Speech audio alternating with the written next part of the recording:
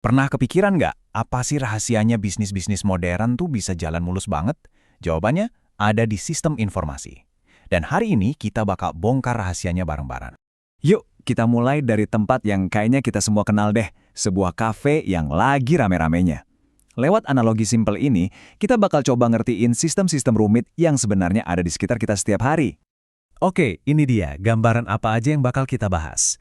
Pertama, kita pakai analogi kafe biar gampang. Terus, kita bedah soal data dan informasi. Lanjut, kita kenalan sama jenis-jenis sistem, termasuk yang namanya ERP.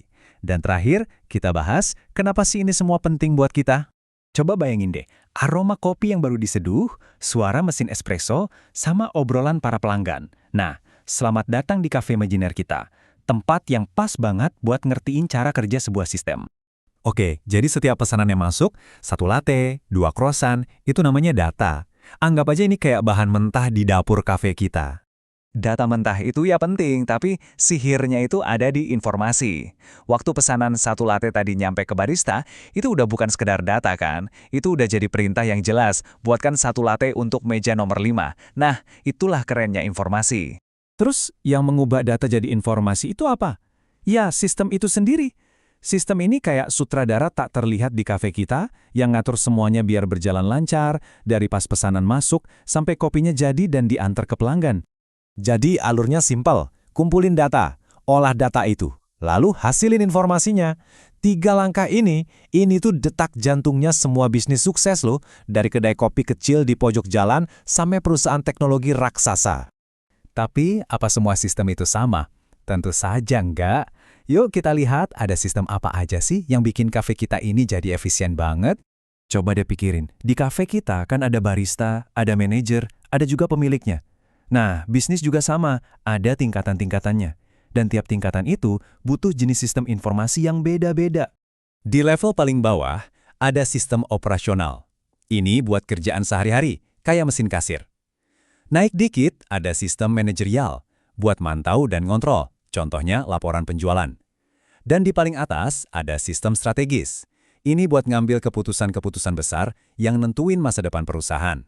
Lihat deh, sistem-sistem ini tuh nyambung semua. Jadi kayak jaring yang menghubungkan semua orang, dari staf, manajer, sampai ke pemasok. Bisa dibilang, ini tuh sistem saraf pusatnya sebuah bisnis. Nah, ada bisnis yang sukanya pakai sistem khusus buat tiap departemen. Misalnya satu buat akuntansi, satu lagi buat marketing. Tapi ada juga yang pakai satu sistem raksasa buat semuanya. Masing-masing ada plus minusnya, tapi tujuannya ya tetap sama, biar semuanya efisien dan berjalan lancar. Intinya gini, barista butuh sistem buat nyatet penjualan atau transaksi, namanya TPS. Manajer butuh sistem buat lihat ringkasan laporan, itu MIS. Dan pemilik mungkin butuh sistem buat bantu mutusin menu apa yang harus dihilangkan, itu DSS. Jadi, setiap orang dapat alat yang pas buat kerjaannya masing-masing. Oke, sekarang kita naik level sedikit ya. Kita bakal kenalan sama dalangnya semua sistem perusahaan, namanya ERP. Gampangnya, anggap aja ERP ini otak utamanya perusahaan.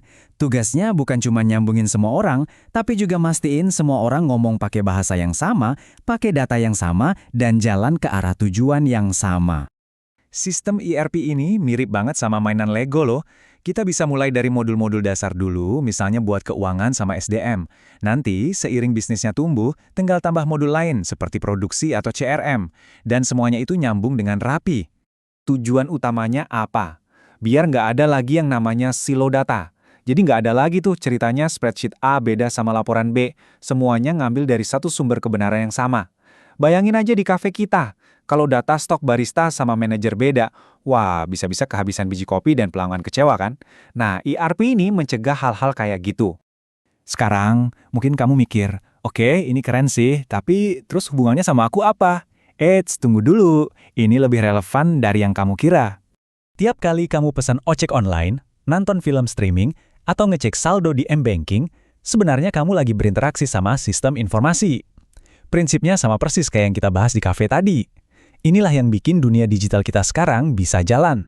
Jadi, besok-besok pas kamu lagi nikmatin kopi, coba deh pikirin sejenak. Ada sistem tak terlihat yang rumit banget di baliknya, yang bikin kopi itu bisa sampai ke tanganmu.